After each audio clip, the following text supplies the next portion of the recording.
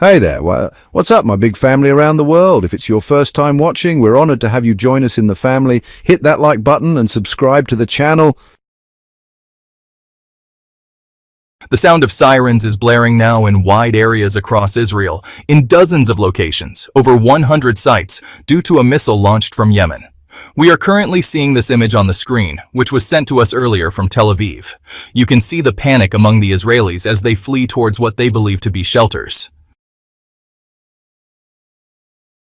A vital Israeli target was hit in the occupied Ashkelon region by a drone, and both operations were successful thanks to God.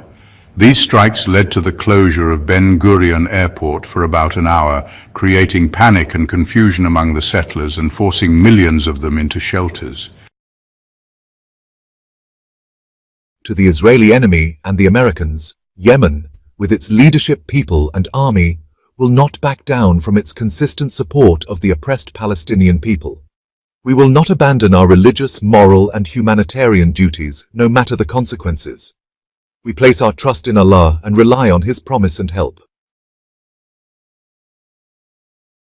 The UAE and Saudi Arabia have announced their readiness to invade Yemen on the ground, supported by the United States and Israel.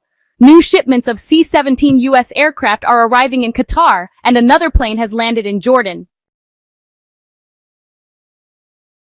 Meanwhile, the Israeli tourism sector faces a direct threat as the Houthi movement explicitly targets Ben Gurion Airport, causing disruptions in airlines and widespread concern in the tourism sector.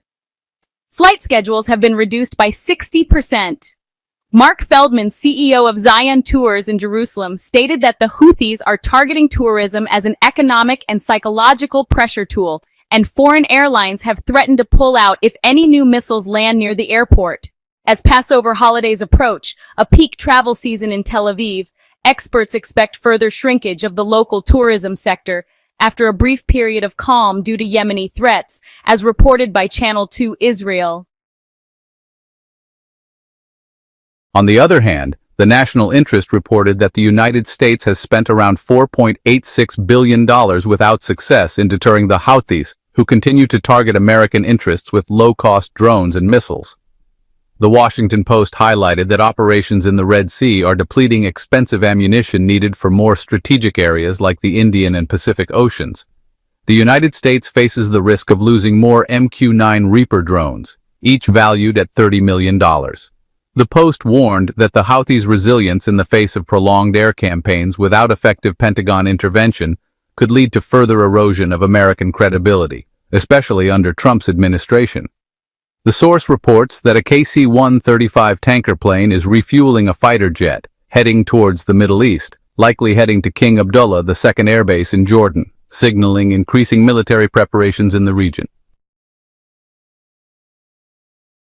From the fiery Yemen front to the latest developments on the Palestinian stage, Israeli Defense Minister Israel Katz announced the inclusion of the area between the Morag and Philadelphia axes in what's called the security zone, confirming that the army is also working to expand this zone in Beit Hanun and the Netzarim axis.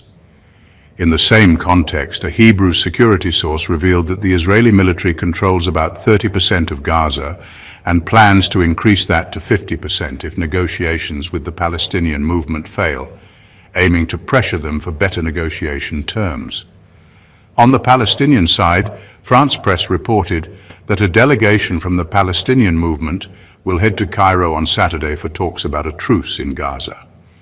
Meanwhile, a Hebrew newspaper reported that Ravit Heket sharply criticized Prime Minister Netanyahu, accusing him of ingratitude toward Air Force officers who called for ending the war, considering the attacks on them ironic, since these officers were the ones who saved him and his government after the October 7 events.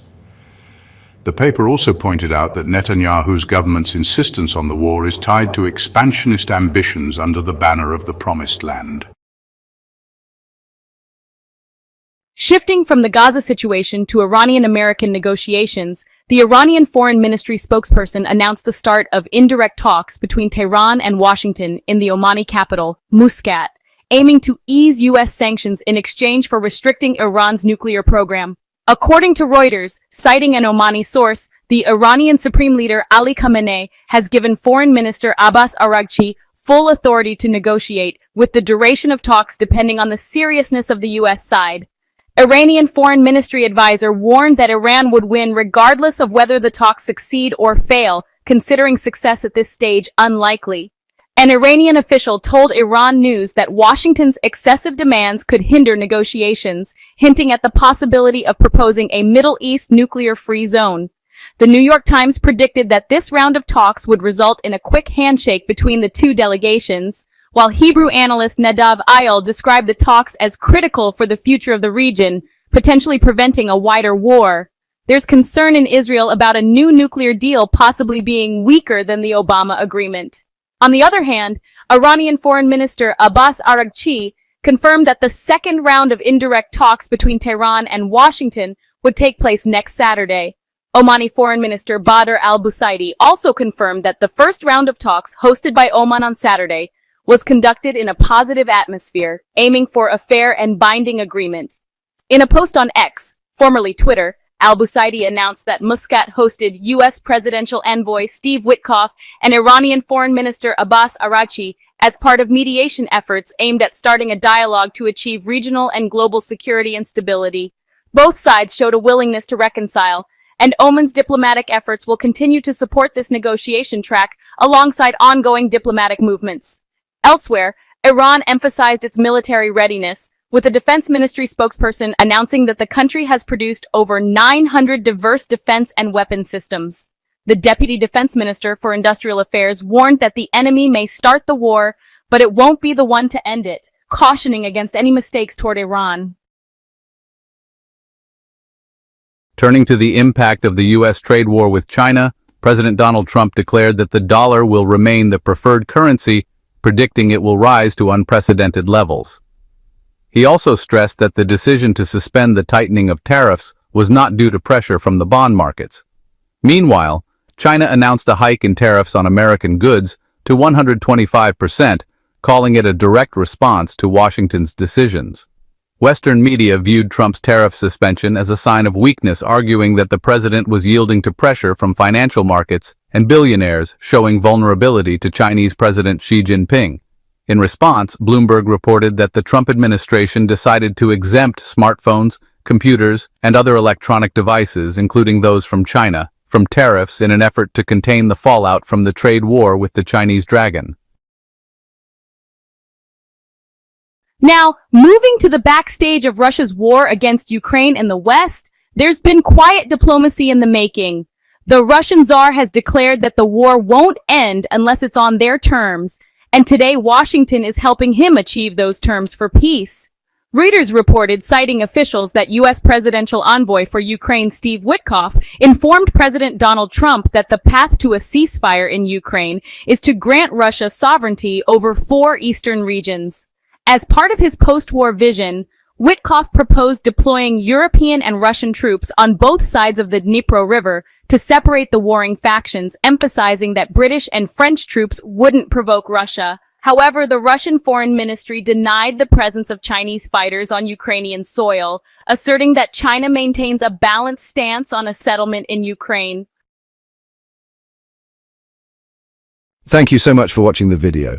Let us know in the comments. And don't forget to subscribe to the channel and activate the notification bell. At X News, we're committed to bringing you realistic and fair news. See you soon in